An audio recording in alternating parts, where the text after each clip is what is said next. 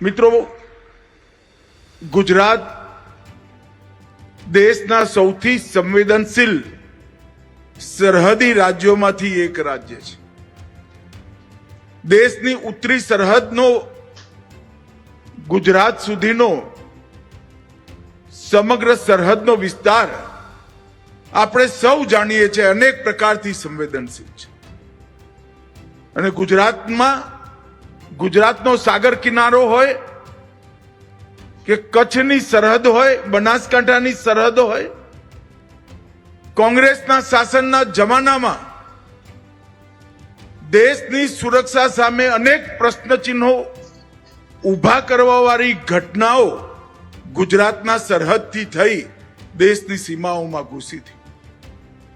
જ્યારથી ભારતીય જનતા પાર્ટીનું શાસન આવ્યું ત્યારથી અને એમાંય નરેન્દ્ર મોદીજી મુખ્યમંત્રી બન્યા ત્યારથી ગુજરાતની સરહદો આપણા દુશ્મનો માટે અભેદ કિલ્લા જેવી બનાવવાનું કામ ગુજરાત સરકારે કર્યું.